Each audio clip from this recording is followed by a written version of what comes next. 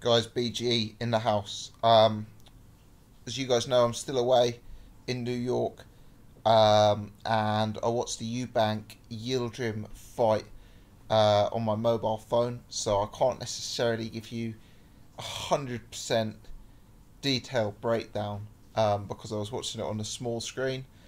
But what I can say to you guys is that this is a fight that maybe doesn't need an intricate technical breakdown. Eubank Jr. just went out there and he just battered Avni Yildirim. He just gave him a proper beatdown. He absolutely smashed him up.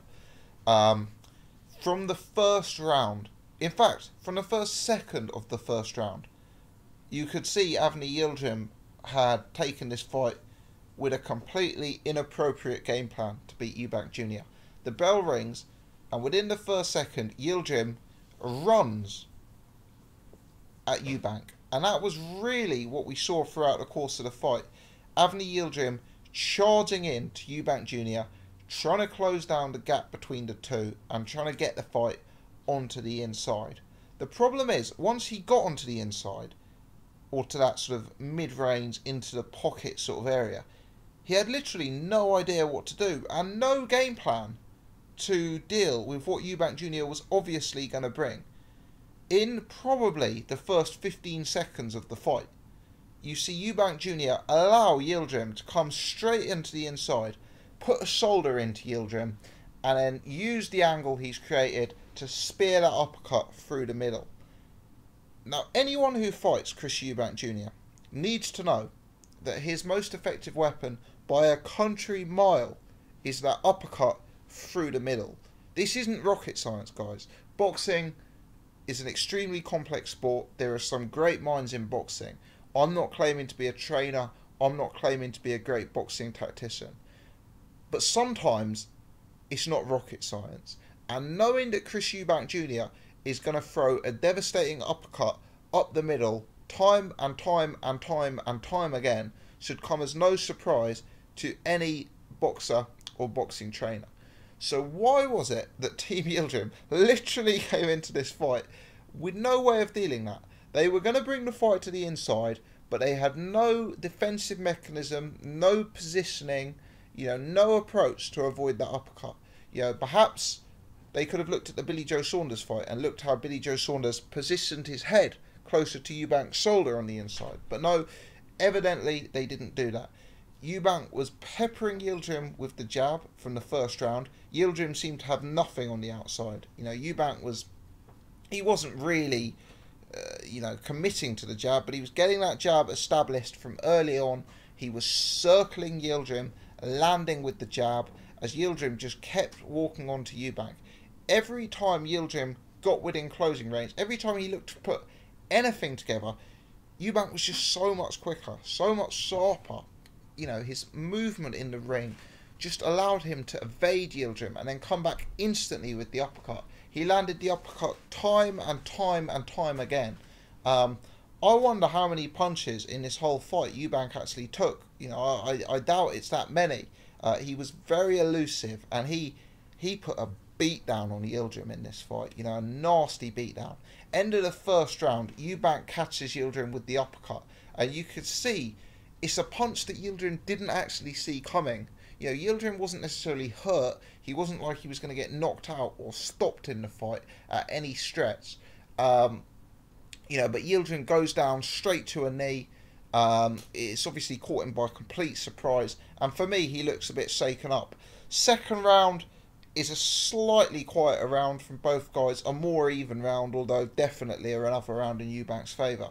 And in the third round, Chris Eubank Jr. just comes out and starts throwing hooks. It looks like he's completely won the battle of the jabs, completely won the battle of the uppercuts. Now he's going to put something new in there. He drops with hooks to the bodies. He goes hooks up top. We know Eubank isn't a devastating one-punch knockout puncher, but there's so much spite, so much snap, so much venom and ferocity behind those punches. He was landing them at will, and Yildirim went down heavily from a hook. Chris Eubank Sr. in the lead up to this fight, I've heard him be very vocal again about the referee needing to be mindful of Yildirim's safety going into this fight. And I don't know whether that played a part in the stoppage, but Yildirim goes down heavily in the third round. Yet again, look, I mean, I'm not going to rewrite history. The guy wasn't knocked unconscious. He got up. You know, the referee waved the fight off immediately. And I can understand why he did that, because Yildirim went down badly. Yildirim got up. I didn't actually see any complaints from the Yildirim camp and the Yildirim corner about the nature of the stoppage. You know, and that's always an indicator it isn't an early stoppage. As I say, I was watching it on a mobile phone screen, so you guys who've been watching it at home and you have big flat screen TVs will have better visibility. My initial viewpoint was Yildirim wasn't knocked unconscious. Having said that, if the fight had continued, and it looked to me like Yildirim could potentially have made a 10 count. If the fight had continued, Eubank Jr. was going to smash him up in the next 20-30 seconds. You know, this was a fight that was only going one way. Historically on this channel, you know, back in the Eubank Saunders days, long-time viewers will know that I've been sceptical of Chris Eubank Jr. You guys will know that I think he can be outboxed, that there's technical deficiencies in his game, that he's defensively limited. But I will say, he really has improved as a fighter. He's more disciplined, he's more thought through, he's more considered. There's some variety to the weapons and arsenal that he brings to the ring. And he is becoming a very, very, very good fighter.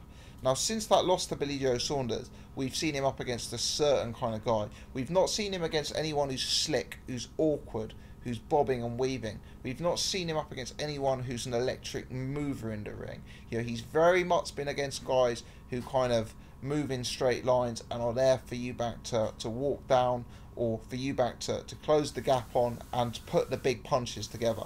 You know, that's very much what we've seen from Eubank since the loss to Billy Joe Saunders. And being frank, Avni Yildirim made it easy for Eubank in there tonight. Eubank deserves a hell of a lot of credit for the way he ruthlessly dispatched an unbeaten fighter.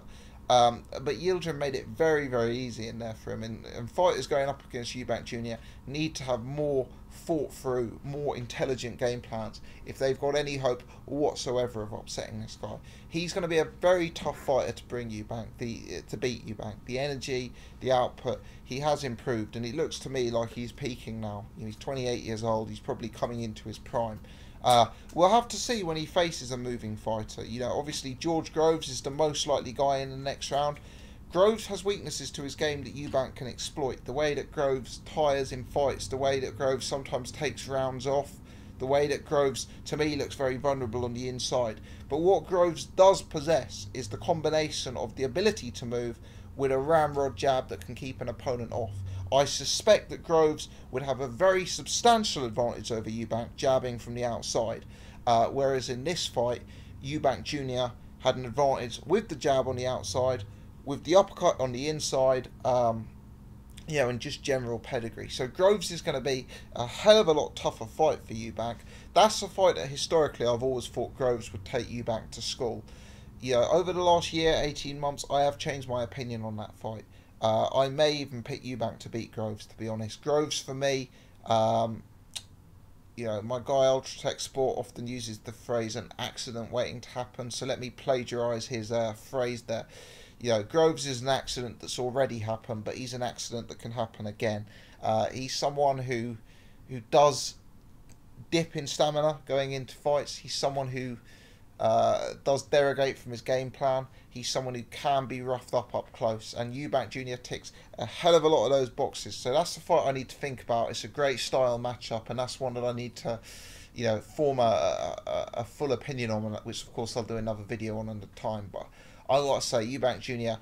mightily, mightily impressive in there tonight against a clueless opponent who really didn't bring anything and any education to beat Chris Eubank Jr.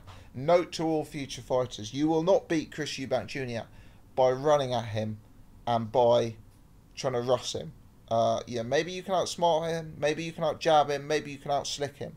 But the way Chris Eubank Jr. puts punches together on the inside is a sight to behold.